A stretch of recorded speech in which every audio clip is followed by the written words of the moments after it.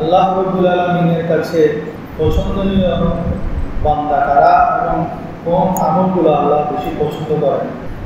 12 রকমের বান্দাকে আল্লাহ রহমানের বান্দা বলেছেন পবিত্র কোরআনে। 12 ধরনের আমল করলে ওই সমস্ত বান্দারা আল্লাহ বলেছেন তারা হলো রহমানের বান্দা। সেই 12 রকমের বান্দা কারা, সেই 12টি আমল কি, এর সাথে আরও কিছু আমল যা সাহাবায়ে কেরাম করেছেন সেই বিষয়ে সংক্ষেপে আলোচনা করব। প্রথমত, সবচেয়ে প্রিয় বস্তু আল্লাহ রাস্তায় খরচ করা।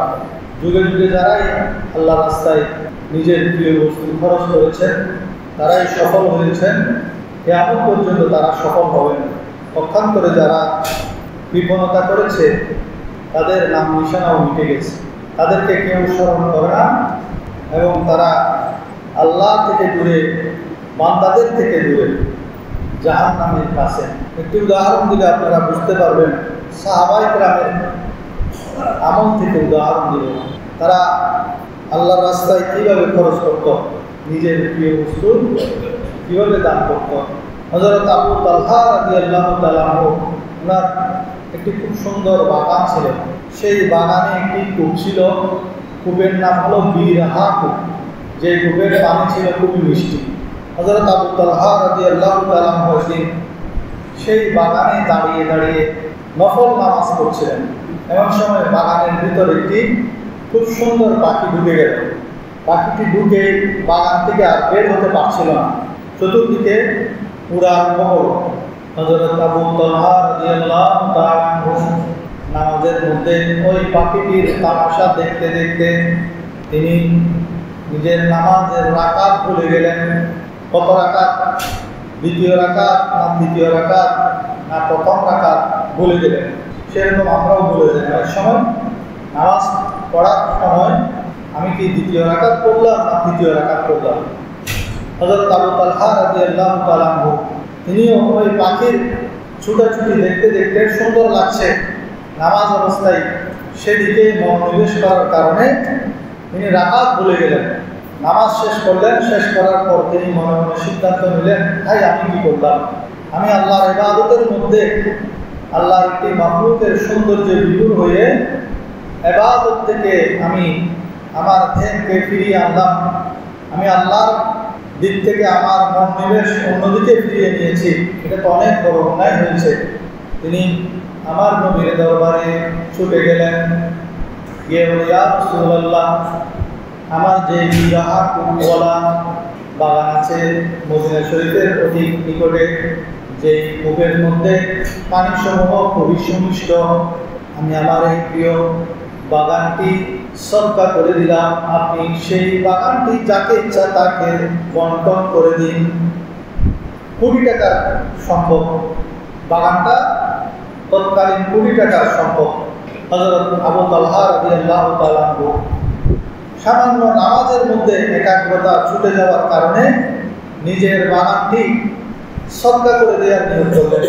আল্লাহ রাসূল সাল্লাল্লাহু আলাইহি ওয়াসাল্লাম পরামর্শ দিলেন, তুমি নিজেই এই বাগানটি তোমার আত্মীয় স্বজনের কাছে সদকা করে দাও। তখন আবু তালহা ওনার গরিব কিছু আত্মীয় স্বজন ছিল, তাদের কাছে ওই বাগানটি বন্টন করে সদকা করে দিলেন। সবাই বলেন সুবহানাল্লাহ। একবার চিন্তা করুন, সামান্য নামাজের মধ্যে ওনার একাগ্রতা ছুটে গিয়েছে, সেই কারণে তিনি ওনার 20 টাকার সম্পদ আল্লাহর রাস্তায় দান করে দিয়েছেন। নামাজের মধ্যে কেমন একাগ্রতা থাকা উচিত, এই ঘটনা থেকে আমাদের শিক্ষা নিয়ে দরকার। আমরাও নামাজের মধ্যে অত্যন্ত আন্তরিকতার সাথে নামাজ পড়ব, যাতে কোনো ধরনের ভুল ভ্রান্তি না হয়। এরপরও যদি ভুল হয়ে যায় করণীয় কি, এটা একটা মাসালা জানার বিষয়। আপনার যদি নামাজ কত রাকাত করেছেন ভুলে যান, সেটা যদি আপনার জীবনে প্রথম হয়, আপনি আজকে ধরেন নামাজ পড়তেছেন আসরের নামাজ, ঘরের মধ্যে ধরেন আসরের নামাজ পড়তেছেন, 2 রাকাত পড়েছেন নাকি 3 রাকাত পড়েছেন আপনি ভুলে গেছেন। এখন এটা যদি আপনার জীবনে প্রথমবার হয়, এর আগে আর কোনো সময় এরকম ভুল হয়নি, সেই ক্ষেত্রে মাসালা হলো আপনি নামাজটা দৌড়া করতে হবে, পুনরায় আদায় করবেন, 1 নাম্বার। 2 নাম্বার হলো আপনি মনে মনে ধারণা করবেন আমি কি 2 রাকাত করেছি না 3 রাকাত করেছি। এখন আপনার মন যেই দিকে সাই দেয় আপনি সেটা ধরবেন। ধরেন আপনার মন বলছে আপনি 2 রাকাত করেছেন, তাহলে 2 রাকাত ধরবেন, নামাজ চালিয়ে যাবেন, কোনো সাউজিদা দিতে হবে না। আর যদি আপনার মন সাই দেয় আপনি 3 রাকাত করেছেন, তাহলে সেই হিসাবে নামাজ পড়বেন, নামাজ চালিয়ে যাবেন, আপনার সাউজিদা দিতে হবে না। এটা হলো 2 নম্বর মাসালা। 3 নম্বর হলো আপনি সিদ্ধান্ত নিতে পারতেছেন না, কতক্ষণ মনে হচ্ছে 2 রাকাত, কতক্ষণ মনে হচ্ছে 3 রাকাত, কোনো দিকে আপনার মন জমতেছে না। সেই ক্ষেত্রে আপনি যেটা কম সংখ্যা সেটা ধরবেন। ধরেন 2 রাকাত ধরবেন, আপনার সন্দেহ হচ্ছে আমি 2 রাকাত করেছি না 3 রাকাত করেছি। এই সন্দেহের মধ্যে আপনি কোনো দিকে মনটাকে জমাতে পারতেছেন না, সেক্ষেত্রে আপনি সংখ্যা কমটা ধরবেন। 2 রাকাত ধরে আপনি নামাজ পড়বেন, বাকি নামাজ পড়ে আপনি সাউজিদা দেবেন। তাহলে মাসালা 3টা। একটা হলো যদি জীবনের প্রথমবার হয় এই ধরনের ভুল, তাহলে নামাজ দৌড়াই করতে হবে। দ্বিতীয় হলো আপনি যদি মনে মনে আপনার কোনো একটা রাকাতের দিকে মন জমে যায়, সেটা হিসাব করে আপনি নামাজ শেষ করবেন, সাউজিদা দিতে হবে না। তৃতীয় মাসালা হলো আপনি যদি সিদ্ধান্ত নিতে না পারেন 2 রাকাত বা 3 রাকাত, সেক্ষেত্রে আপনি কম সংখ্যাটা ধরবেন, 2 রাকাত ধরবেন, 2 রাকাত ধরে নামাজ শেষ করবেন এবং শেষে গিয়ে সাউজিদা দেবেন। বুঝাইতে পারছি? তো আবু তালহা রাদিয়াল্লাহু তাআলা আনহু, যিনি রাকাত ভুলে যাওয়ার কারণে 20 টাকার সম্পদ দান করেছেন, তার জীবনে আরও অনেক সুন্দর সুন্দর আমল আছে। আমরা ইনশাআল্লাহ ধারাবাহিকভাবে একটা জানার চেষ্টা করব। আল্লাহ রাব্বুল আলামিন পবিত্র কোরআনের মধ্যে 12 রকমের আমলকারীকে নিজের বান্দা বলে পরিচয় দিয়েছেন। সেই 12টি আমল কি? তারা সেই বান্দা যাদেরকে আল্লাহ নিজের রহমানের বান্দা বলেছেন, ও আমার বান্দা সেরকম বলে সম্বোধন করেছেন। সেটা আপনারা পাবেন সূরা ফুরকানের 63 থেকে 77 নম্বর 15টি আয়াতের মধ্যে। এই 12টি আমল বা 12 রকমের বান্দার কথা আল্লাহ তাআলা বর্ণনা করেছেন। 12 রকমের মানুষ। আউযু বিল্লাহি মিনাশ শাইতানির রাজীম। বিসমিল্লাহির রাহমানির রাহিম। وعباد الرحمن الذين يمشون على الأرض هونا وإذا خاطبهم الجاهلون قالوا سلاما والذين يبيتون لربهم سجدا وقياما والذين يقولون ربنا اصرف عنا عذاب جهنم إن عذابها كان غراما إلى آخر الآيات. সবগুলো আয়াত আমি বলি, 3টা আয়াত বলছি। এরকম 15টি আয়াতের মধ্যে আল্লাহ তাআলা 12 রকমের মানুষের 12টি আমলের কথা বলেছেন, যারা আল্লাহর প্রিয়, যে আমলগুলো আল্লাহ পছন্দ করেন।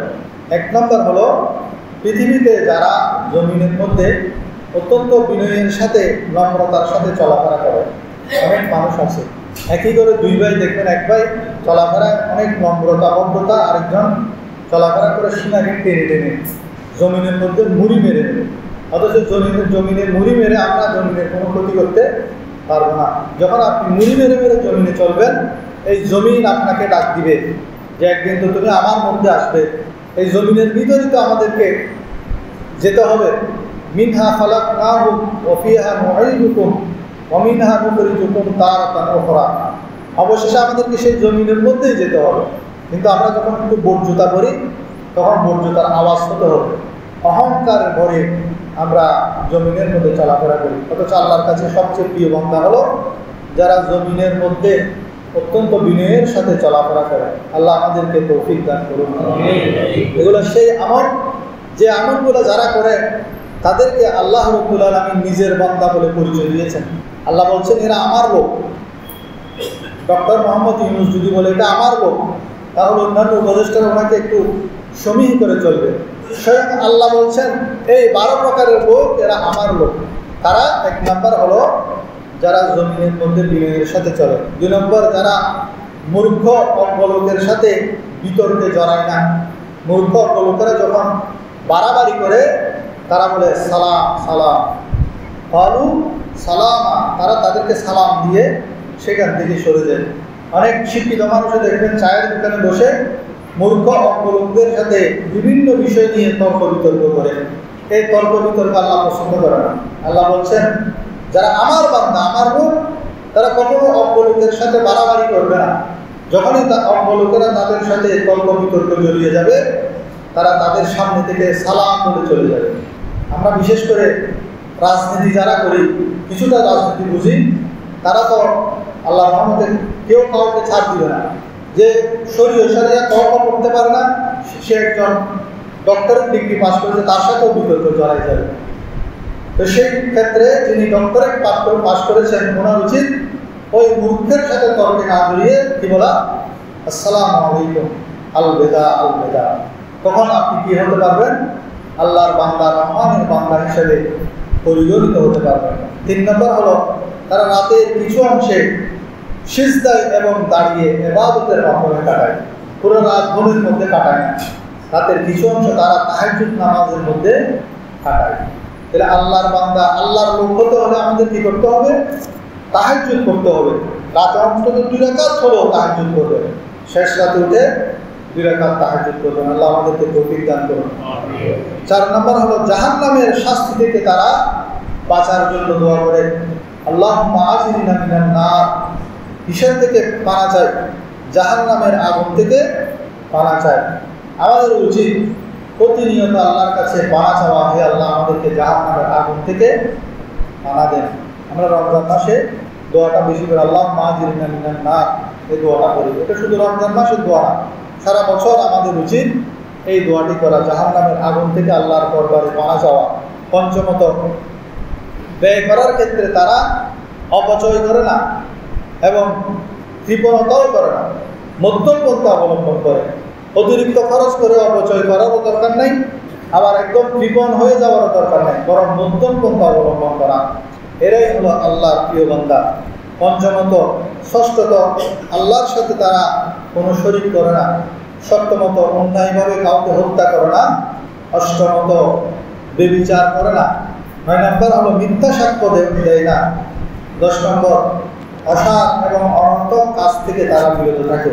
এখন আমরা যদি চিন্তা করি আমার 24 ঘন্টা সময় কিসে কেটেছে, অধিকাংশ মানুষ যদি হিসাব করেন দেখবেন আপনার অধিকাংশ সময় 24 ঘন্টার মধ্যে আপনি যদি 12 ঘন্টাও বা 14 ঘন্টাও আপনি জাগ্রত থাকেন, দেখবেন আপনার তার মধ্যে 10 ঘন্টা চলে গেছে বেহুদা কাজে, অনর্থক কাজে। এই অনর্থক কাজ থেকে আমাদের বেঁচে থাকতে হবে। 11 নম্বর হলো, আল্লাহর আয়াতসমূহ যখন তাদের সামনে স্মরণ করিয়ে দেয়, মানুষ অনেক সময় জানে না, বুঝে না, কিন্তু তাদের সামনে যখন আল্লাহর কোরআনের আয়াত বলা হবে, তারা সাথে সাথে সারেন্ডার করে ফেলবে। এটা হলো আল্লাহর বান্দাদের একটা বৈশিষ্ট্য। আর যারা আল্লাহর বান্দা নয়, তারা সেখানেও নিজের মতটাকে প্রাধান্য দিবে, আল্লাহর বাণীকে সেখানে প্রাধান্য দিবে না, নবীজির বাণীকে প্রাধান্য দিবে না, বরং নিজে যেটা বুঝে সেটাকে প্রাধান্য দিবে। তো এই ধরনের আচরণ যারা করে তারা আল্লাহর বান্দা নয়। এবং 12তম হলো, যারা স্ত্রী এবং সন্তানের জন্য দোয়া করবে, তারা যেন চক্ষু শীতলকারী হয়। রব্বানা হাব লানা মিন আজওয়াজিনা ওয়া যুররিয়াতিনা কুররাতা আ'য়ুনিন ওয়াজআলনা লিল মুত্তাকিনা ইমামা। এই দোয়াটি স্ত্রী এবং সন্তান যাতে চক্ষু শীতলকারী হয়, তাদের আচার আচরণ যাতে চক্ষু শীতলকারী হয়, এই দোয়াটি করবে। তাহলে এই 12 রকমের আমল যাদের মধ্যে পাওয়া যাবে, আল্লাহ রাব্বুল আলামিন বলছেন তারা হলেন ইবাদুর রহমান, আমি রহমানের বান্দা, তারা আমার লোক। আল্লাহ রাব্বুল আলামিন আমাদেরকে এই সমস্ত সুন্দর সুন্দর আমলগুলি, চরিত্রে যাতে আমরা গুণান্বিত হতে পারি, সেই তৌফিক দান করুন সবাই বলেন আমিন। আল্লাহ পছন্দের আরেকটি আমল হলো মেহমানদারি করা। একবার এক ব্যক্তি মদিনা শরীফ আসলো, এসে নবী করিম সাল্লাল্লাহু আলাইহি ওয়াসাল্লামের কাছে নিজের অভিযোগ করলেন যে আমি তো এখানে নতুন এসেছি, খাওয়া দাওয়া থাকার কোনো ব্যবস্থা নেই। তখন নবীজি প্রথমে নিজের ঘরের মধ্যে পাঠালেন, ঘরের মধ্যে থেকে খবর আসলো ঘরে সাদা পানি ছাড়া কিছু নেই। আমার নবীর ঘরের মধ্যে সাদা পানি ছাড়া আর কিছু নেই। তখন আমার নবীজি এলান করলেন একজন অতিথি এসেছে, তার দায়িত্ব কে নিবে। তখন হযরত আবু তালহা রাদিয়াল্লাহু তাআলা হাত তুললেন, ইয়া রাসূলুল্লাহ আমি দায়িত্ব নিব। হযরত আবু তালহা ওই মেহমানকে নিয়ে ঘরে গেলেন। এশারের পরে বিবিকে বললেন ঘরের মধ্যে কিছু আছে কিনা, আমার নবীর একজন মেহমান এসেছে। আবু তালহার স্ত্রী উম্মে সুলাইম রাদিয়াল্লাহু তাআলা আনহা, উনি একজন মহিষী নারী। উম্মে সুলাইম উনি বলেন, হাই হাই, ঘরের মধ্যে শুধু বাচ্চাদের খাবার আছে, আজকে রাত্রে তো আমাদেরও খাবার নাই, আমরা তো খাবো দূরের কথা, বাচ্চাদের সামান্যটুকু খাবার আছে। তখন আবু তালহা বলেন, চুপ চুপ, বাচ্চাদেরকে কোনোভাবে ঘুম পাড়িয়ে দাও এবং ওই খাবারগুলো রেডি করো। তুমি খাবার রেডি হওয়ার পর মেহমানের সামনে খাবার দিবে, আমিও বসবো, তুমিও বসবে। তুমি চেরাগ বাতি ঠিক করার অভিনয় করে বাতিটা নিভিয়ে দিবে, অন্ধকারের মধ্যে আমরা মুখ নড়াচড়া করবো, মেহমান খাবে মনে করবে আমরাও খাচ্ছি। কারণ আরবের একটা দস্তুর হলো মেহমান যখন আসে মেহমানের সাথে বসে খাওয়া, এটা হলো সুন্নত। আপনার ঘরে মেহমান আসলে মেহমানের সাথে আপনিও বসে খাবেন। তো আবু তালহা রাদিয়াল্লাহু তাআলা বউকে বুদ্ধি শিখিয়ে দিলেন। রাত্রে তারা স্বামী স্ত্রী সন্তান সবাই উপোস ওই মেহমানদারি করল। সকালে যখন নামাজ পড়তে গেলেন তখন আল্লাহ রসুল বলেন, হে আবু তালহা, তোমার শানে, তোমার পরিবারের শানে আল্লাহ রাব্বুল আলামিন একটি কোরআনের আয়াত নাযিল করেছেন, ওয়ায়ুসিরুনা আলা আনফুসিহিম ওয়ালাউ কানা বিহিম খাসাসা। যারা নিজেরা অভাবগ্রস্ত হলেও তাদেরকে নিজেদের উপর, মেহমান যদি আসে তাদের উপর প্রাধান্য দিতেন। তারা হলো আনসারী সাহাবী। হযরত আবু তালহা একজন আনসারী সাহাবী, মদিনায় যার আবাসস্থল। তিনি মক্কা থেকে হিজরত করে আসেন নাই, মদিনার বাসিন্দা, কিন্তু দরিদ্র হওয়া সত্ত্বেও তিনি মেহমানকে প্রাধান্য দিয়েছেন। সেজন্য আল্লাহ তাআলা খুশি হয়ে ওনার শানে এই আয়াতটি নাযিল করেছেন, ওয়ায়ুসিরুনা আলা আনফুসিহিম ওয়ালাউ কানা বিহিম খাসাসা।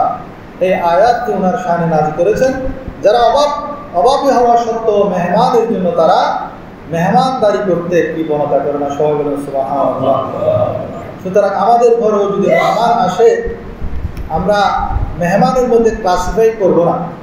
যেই হোক, ধনী হোক গরিব হোক, যা যা আসে সব সামনে, মেহমানের সামনে দেয়া। এখন আমরা একটু ধনী টাইপের হলে ওনার সামনে তো ভালো ভালো খাবার দিই, কিন্তু গরিব টাইপের হলে বেলা বিস্কুট আর কোনো মতে চিনি তুলি, শরবত দিয়ে কোনো মতে বিদায় করে দিই। এগুলো বাস্তব ঘটনা, আমাদের সমাজের পরিবার সমূহের সব কিছু হয়।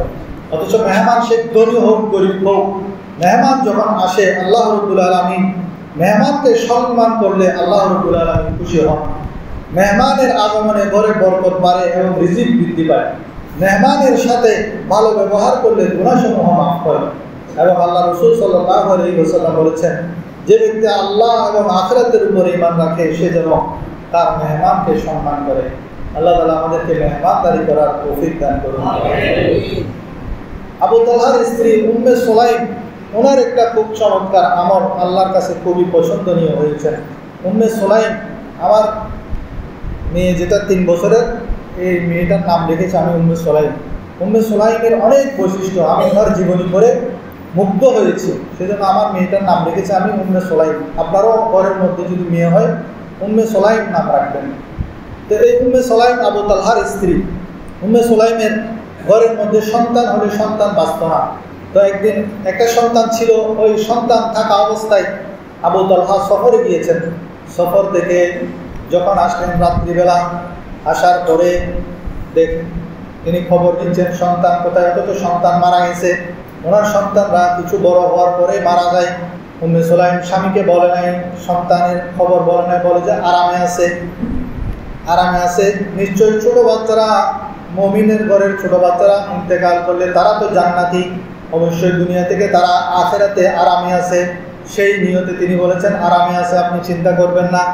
রাত্রিবেলা তারা স্বামী স্ত্রী সহবাস হলো এবং সকালবেলা ফজরের নামাজের জন্য যখন বের হবেন, হযরত উম্মে সুলাইম আবু তালহা রাদিয়াল্লাহু তাআলা আনহুকে সকল ঘটনা বললেন যে আপনার সন্তান তো বাঁচে না, এগুলো হলো আল্লাহর আমানত। কেউ যদি আমানত রাখে সে আমানত তিনি যদি নিয়ে নেন, আমাদের করার তো কিছু নাই।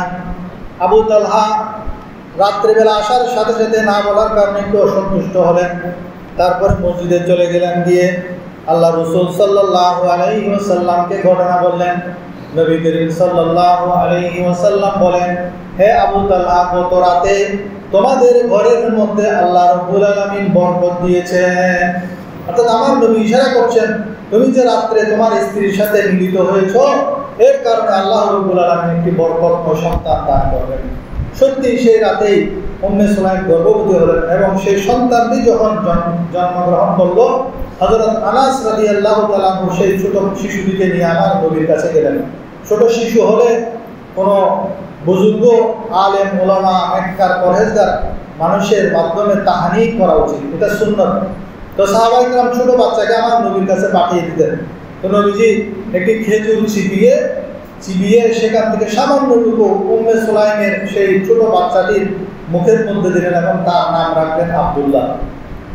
সেই আব্দুল্লাহ পেটের মধ্যে সর্বপ্রথম আমার নবীর জবান থেকে যে লালা মোবারক দিয়েছে, সেজন্য তিনি একজন সেই এলাকার মধ্যে সবচেয়ে সম্মানিত এবং পরবর্তীতে আনসারদের মধ্যে সর্বশ্রেষ্ঠ মর্যাদা অর্জন করেছেন। এবং এই আব্দুল্লাহর বংশ মাধ্যমে হযরত আবু তালহার বংশধারা জারি হয়েছে। তো উম্মে সুলাইম রাদিয়াল্লাহু তাআলা আনহু সেই আমলটি আল্লাহ রাব্বুল আলামিন পছন্দ করেছেন, যে স্বামী রাত্রে এসেছে, স্বামীর কষ্ট হবে, সফর থেকে এসেছে, আসার সাথে সাথে যদি দুঃসংবাদ শুনে উনি তো পেরেশান হয়ে যাবে, এমনি শ্রান্ত। তো এখান থেকে আমাদের ঘরের মহিলাদের শিক্ষা অর্জন করা উচিত। অনেক মহিলারা আছেন স্বামী অফিস থেকে আসলেই তাকে বিভিন্ন ধরনের অভিযোগ করেন, সে অভিযোগগুলো যাতে না করে তাদের এই সাহাবিয়া যারা আছেন মহিলা সাহাবী, তাদের জীবনসমূহ তাদেরকে পড়ানো উচিত, তারা কিভাবে স্বামীর সাথে আচরণ করত। ইন্ডিয়ার মধ্যে একজন অনেক বড় বক্তা আছেন, আপনারা হয়তো ওনার লেকচার শুনেন, অনেকে শুনেন, ইয়ং জেনারেশন হয়তো দেখেছেন। ওনার নাম হলো মনোয়ার জামা। আমাদের দেশে যেমন অনেক বড় বড় বক্তা আছে না, যাদের বক্তব্য শোনার জন্য লক্ষ লক্ষ মানুষ জমা হয়ে যায়। এই মনোয়ার জামা উনি আবার প্যান্ট শার্ট পরেন, ওনার বক্তব্য শোনার জন্য লক্ষ লক্ষ মানুষ, মেয়ে ছেলে ছোট বাচ্চারাও ওনার বক্তব্য শোনার জন্য জমা হয়। মনোয়ার জামা, ওনার নাম দিয়ে সার্চ করলে পাবেন। খুব সুন্দর সুন্দর মোটিভেশনাল কথা বলেন।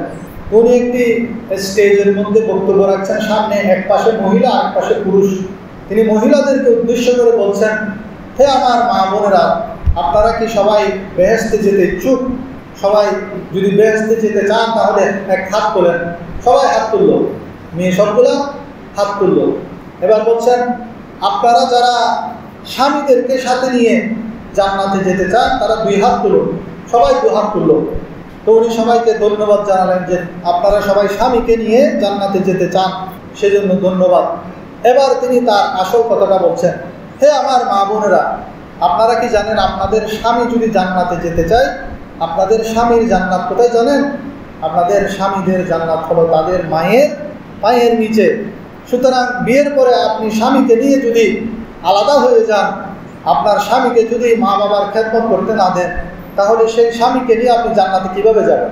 আল্লাহ রাব্বুল আলামিন সেজন্য পবিত্র কোরআনের মধ্যে বলছেন, وَقَضَىٰ رَبُّكَ أَلَّا تَعْبُدُوا إِلَّا إِيَّاهُ وَبِالْوَالِدَيْنِ إِحْسَانًا إِمَّا يَبْلُغَنَّ عِندَكَ الْكِبَرَ أَحَدُهُمَا أَوْ كِلَاهُمَا فَلَا تَقُل لَّهُمَا أُفٍّ وَلَا تَنْهَرْهُمَا وَقُل لَّهُمَا قَوْلًا كَرِيمًا।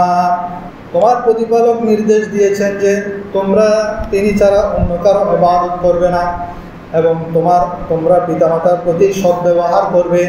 তাদের একজন অথবা উভয়ে যদি তোমাদের জীবদ্দশায় বার্ধক্যে উপনীত হন, তবে তাদেরকে উফ শব্দ বলো না এবং তাদেরকে ধমক দিও না, আর তাদের সাথে সম্মানজনক সূচক কথা বলো। উফ শব্দ পর্যন্ত মা বাবার সামনে বলতে মানা করছে। তাদেরকে ধমক দিয়ে কথা বলতে আল্লাহ সরাসরি নিষেধাজ্ঞা জারি করেছেন। এবং তাদের সাথে সম্মানজনক কওলান কারীমা, নরম ভাষায়, নরম লেহেজায়, ভদ্রতার সাথে, সম্মানের সাথে কথাবার্তা বলার জন্য আল্লাহর নির্দেশ। তো সুতরাং আমাদের মেয়েদেরকে সেই শিক্ষা দিতে হবে। আপনার ঘরে যে মেয়ে আছে, সেই মেয়েকে যদি আপনি এখন থেকে শিক্ষা দেন, শ্বশুর বাড়ি গিয়ে সে কখনো তার স্বামীকে তার শ্বশুরের থেকে আলাদা করবে না। আমরা আমাদের ঘরে মেয়ে যেটাকে আনি, সেটার আচরণ থেকে আমরা বিরক্ত হই, কিন্তু আমার ঘরে যে মেয়েটা আছে সেটাকে আমি শিক্ষা দিই না। যাওয়ার সময় বলবেন, খবরদার, তুমি তোমার স্বামীকে ভালোবাসো ঠিক আছে, কিন্তু তোমার স্বামীকে নিয়ে যদি তুমি জান্নাতে যেতে চাও, তাহলে তোমার স্বামীকে তোমার শ্বশুর শাশুড়ির খেদমত করার জন্য উদ্বুদ্ধ করবে, উৎসাহিত করবে। এই শিক্ষাটা যদি আমরা দিয়ে মেয়েদেরকে স্বামীর বাড়িতে পাঠাতে পারি, তাহলে সে নিয়ে আরও সুখী হবে না, সেই ঘরের মধ্যে তার ঘরের মধ্যে আরও শান্তি হবে না। আল্লাহ তাআলা আমাদেরকে বুঝার এবং আমল করার তৌফিক দান করুন। এরপর আবু তালহা রাদিয়াল্লাহু তাআলা আরও একটি আমল ছিল, তিনি কবর খনন করতেন। আল্লাহর প্রিয় হাবিব সাল্লাল্লাহু আলাইহি ওয়াসাল্লাম যখন ইন্তেকাল করেছেন, তখন নবী করিম সাল্লাল্লাহু আলাইহি ওয়াসাল্লামের কবর কীরকম কবর খনন করবে সেটা নিয়ে দ্বিমত। কেউ বলছেন বগলি কবর, যেটাকে আর কেউ বলছেন সিন্দুকি কবর। একটা হলো শক আর একটা হলো লাহাদ আরবিতে। শক যেটা, সেটা আমাদের বাংলাদেশের মধ্যে প্রচলিত, সেটাকে সিন্দুকি কবর বলা হয়। সোজা কিছু দূর দিয়ে আবার সেখানে আরেকটা ছোট গর্ত করে ওই লাশের বড়ি বরাবর, এই সিন্দুকি কবর। কারণ আমাদের দেশের মাটি নরম। আর লাহাদি কবর যেটা, সেটা হলো কতটুকু ঘুরে ডান পাশ দিয়ে কেবলার দিকে আর খনন করে সেই কেবলার দিকে ওই লাশটাকে ভিতরে ঢুকিয়ে দেয়। মদিনা শরীফের মধ্যে লাহাদি কবরের প্রচলন বেশি, আর মক্কা শরীফের মধ্যে সিন্দুকি কবর যেটা আমাদের দেশের প্রচলন সেটা বেশি। তো মক্কা শরীফ থেকে হযরত আবু উবাইদা ইবনুল জাররাহ রাদিয়াল্লাহু তাআলা তিনি তো মদিনায় হিজরত করেছেন। এখন উনি কবর খনন করতেন বাংলাদেশের স্টাইলে, যেটাকে বলা হয় সিন্দুকি কবর। আর আবু তালহা রাদিয়াল্লাহু তাআলা কবর খনন করতেন মদিনার স্টাইলে লাহাদি কবর। এখন দ্বিমত যখন একদল বলে যে আমার নবীর কবর হবে লাহাদি কবর, আরেক দল বলে যে না, আমার নবী যেহেতু মক্কা থেকে এসেছেন সেজন্য মক্কার নিয়মে আমার নবীর কবর খনন করা হবে সিন্দুকি কবর। অবশেষে একজন পরামর্শ দিল যে আবু উবাইদা ইবনুল জাররাহ রাদিয়াল্লাহু তাআলা তিনি মক্কার অধিবাসী, তিনি মক্কাবাসীদের জন্য কবর খনন করেন, ওনাকেও খবর দেওয়া হোক এবং আবু তালহাকেও খবর দেওয়া হোক। এই দুইজনের মধ্যে যে আগে আসবে কবর খনন করার জন্য তার পদ্ধতিতেই কবর খনন করা হবে। দুজনকে খবর দেওয়া হলো। সর্বপ্রথম চলে আসবেন হযরত আবু তালহা রাদিয়াল্লাহু তাআলা। কবর খনন করা এটাও আল্লাহর পছন্দনীয় একটা আমল। অনেকে আছেন স্বতঃস্ফূর্ত হয়ে কবর খনন করেন, এটা খুব প্রশংসনীয় আমল। আমাদের এলাকার মধ্যে, আমাদের সমাজের মধ্যে কিছু মানুষ আছে যারা মানুষ মৃত্যুবরণ করলে কবর খনন করার জন্য দৌড়ে চলে যায়। সেরকম কিছু মানুষ তৈরি হওয়া, সবসময় তৈরি থাকা জরুরি। তো আবু তালহা রাদিয়াল্লাহু তাআলা সবার আগে আসার কারণে ওনার মাধ্যমে আমার নবীজির কবর লাহাদি কবর, যেটা বগলি কবর যেটাকে বলা হয়, সেই সিস্টেমে আমার নবীজির কবর খনন করা হয়। কবর খনন করার সুন্দর কিছু পদ্ধতি আছে, আমরা অনেকে সেটা জানি না। যিনি কবর খনন করবেন তিনি যদি মাঝারি প্রকৃতির হয় তাহলে সর্বনিম্ন সেটা 1 কোমর পর্যন্ত হবে, আর সর্বোচ্চ হলো তিনি সেখানে দাঁড়িয়ে হাত উপরে তুলবেন, এতটুকু পর্যন্ত কবর খনন করা হবে। তো যে এলাকায় যতটুকু খনন করলে পানি উঠে না সেই এলাকায় ততটুকু, তবে সর্বনিম্ন 1 কোমর পর্যন্ত খনন করা, এটা হলো সুন্নত। আর কোনো জায়গায় যদি লাহাদি কবর, যেটা আমার নবীর জন্য খনন করে যে মাটি শক্ত থাকে, সেরকম খনন করার যদি সুযোগ হয় সেরকম খনন করবেন। আর যেই মৃত্যুবরণ করেছে তার লাশটা একটা সুতা বা লাঠি দিয়ে মেপে নেওয়া উচিত। মেপে নিয়ে সেই বরাবর তার কবরটা খনন করা উচিত। দৈর্ঘ্য সেটা হবে আর প্রস্থ হবে এর অর্ধেক বা তারও চেয়ে সামান্য কম, এভাবে কবর খনন করা উচিত। তা আমাদের দেশে যেহেতু মাটি নরম, সেজন্য আমাদের দেশে কী করা হয়, সিন্দুকি কবর খনন করা হয়। তো আবু উবাইদা ইবনুল জাররাহ রাদিয়াল্লাহু তাআলা আমার নবীজি বলেন যে প্রত্যেক নবীর একজন আমিন থাকে, আমানতদার ব্যক্তি থাকেন। আমার উম্মতের মধ্যে, আমার সাহাবীদের মধ্যে আমিন হলেন হযরত আবু উবাইদা ইবনুল জাররাহ রাদিয়াল্লাহু তাআলা।